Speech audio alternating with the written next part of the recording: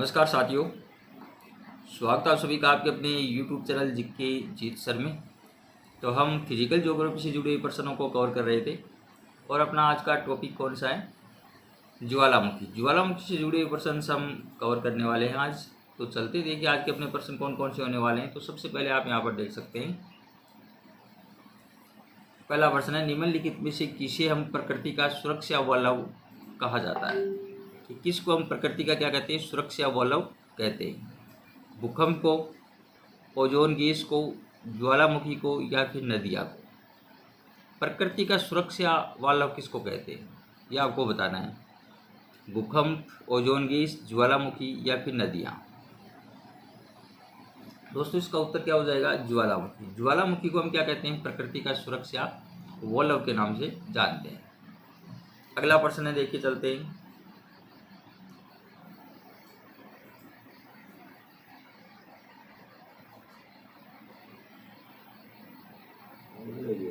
Next है,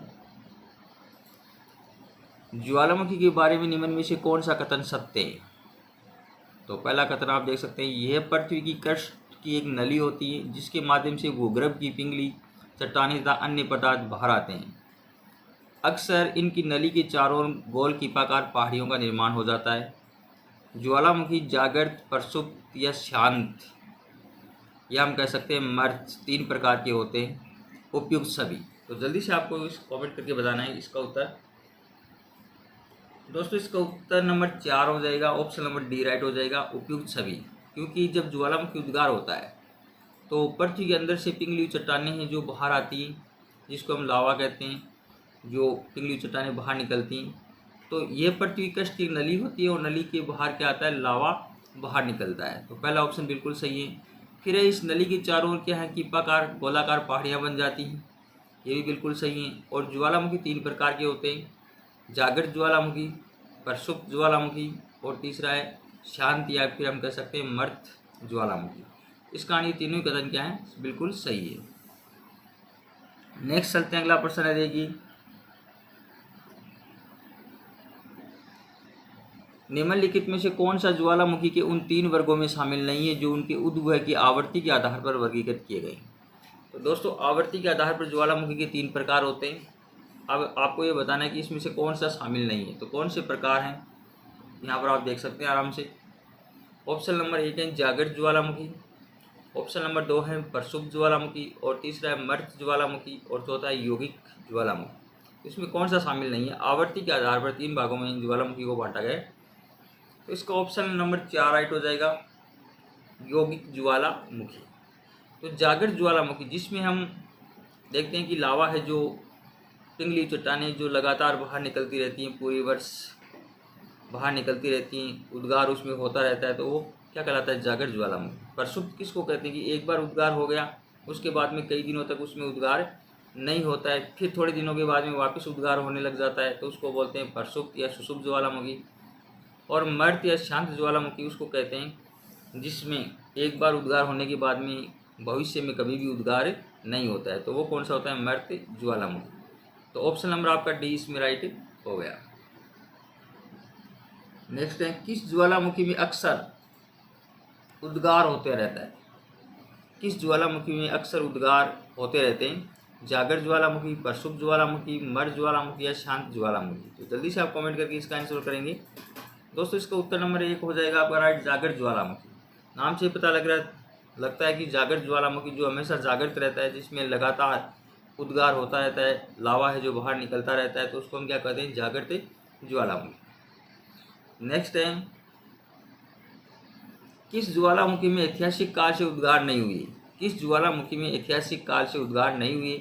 जागृत, प्रसुप्त, शांत या मर्त ज्वालामुखी?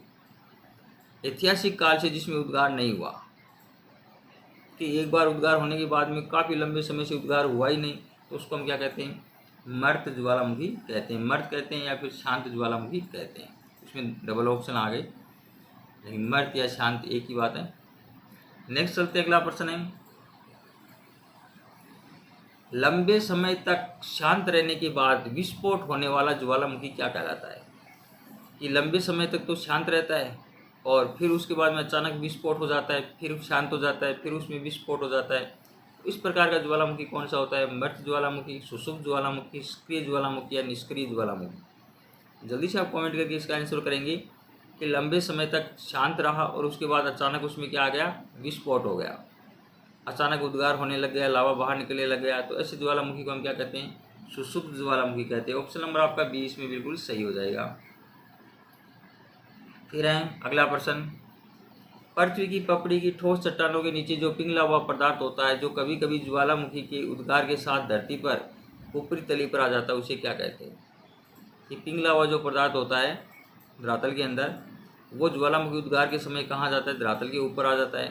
धरातल के ऊपर आने पर हम क्या कहते हैं? मेग्मा, मेक्यूस, मार्स या मेसेटा क्या कहते हैं? दोस्तों जल्दी से आप आंसर करेंगे तो इसको हम क्या कहते हैं? मेग्मा कहते हैं। जब तक चट्टानी धरातल के अंदर है तब तक उसको मेग्मा कहते हैं, और जब पिघली हुई चट्टानें धरातल के ऊपर आ जाती हैं तब उसको हम क्या कहते हैं? लावा कहते हैं।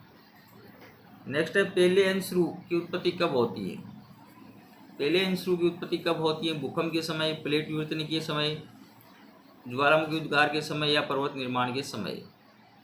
पेलेअंसरू की उत्पत्ति कब होती है ये आपको बताना है। इसके अंदर आपका ऑप्शन नंबर सी राइट हो जाएगा, ज्वालामुखी उद्गार के समय। नेक्स्ट है, ज्वालामुखी में जलवाष्प के अलावा मुख्य गैसें होती हैं। ज्वालामुखी उद्गार के समय एक तो जलवाष्प बाहर निकलती है, अनेक प्रकार की गैसें निकलती हैं, धूल के कण वगैरह निकलते हैं। तो उन जो गैसें निकलती हैं उन गैसों में कौन सी गैस है ये आपको बताना है। Nitrogen, oxygen, hydrogen oxygen, carbon dioxide, hydrogen nitrogen, sulphur dioxide, carbon dioxide या नाइट्रोजन। जल्दी से बताएंगे, ज्वालामुखी में जलवाष्प के अलावा कौन कौन सी गैसें हैं जो बाहर निकलती हैं? Nitrogen oxygen, hydrogen oxygen, carbon dioxide, hydrogen nitrogen और सल्फर डाई, कार्बन डाइऑक्साइड और नाइट्रोजन। इसका दोस्तों उत्तर नंबर आपका सी राइट हो जाएगा, कार्बन डाइऑक्साइड, हाइड्रोजन और नाइट्रोजन। ये गैसें जो ज्वालामुखी के समय बाहर निकलती हैं। नेक्स्ट है अगला प्रश्न है, ज्वालामुखी उद्गार के फलस्वरूप प्राप्त लावा एवं धरातली चट्टानों के टुकड़े को सम्मिलित रूप से क्या कहा जाता है? ज्वालामुखी उद्गार के फलस्वरूप प्राप्त लावा एवं धरातली चट्टान के टुकड़ों को सम्मिलित रूप में हम क्या कहते हैं? पायरोक्लास्ट, ब्रेसिया, लेपिली या स्कोरिया क्या कहलाती हैं? धरातली चट्टानों के टुकड़े कि लावा है, लावा के साथ में चट्टानों के टुकड़े भी बाहर निकलते हैं, तो उसको शामिल कर ले तो क्या कहलाता है? पायरोक्लास्ट, ब्रेसिया, लेपिली या स्कोरिया। दोस्तों इसका उत्तर नंबर आपका एक राइट हो जाएगा, पायरोक्लास्ट कहते हैं। जब लावा के साथ चट्टानी टुकड़े बाहर निकलते हैं तो उसको सम्मिलित रूप में हम पायरोक्लास्ट के नाम से जानते हैं। दोस्तों ये हो गए आज के अपने 10 प्रश्न। अगले वीडियो में हम आगे के प्रश्नों को कवर करेंगे। दोस्तों अगर आपको ये वीडियो अच्छा लगे तो इसको लाइक, शेयर और कमेंट करना ना भूलें। दोस्तों अगर आप चैनल पर नए हैं, चैनल को अभी तक आपने सब्सक्राइब नहीं कर रखा है तो चैनल को भी आप सब्सक्राइब जरूर कर लें ताकि आप तक कोई भी वीडियो सबसे पहले पहुँच जाए। तो धन्यवाद, जय हिंद, जय भारत।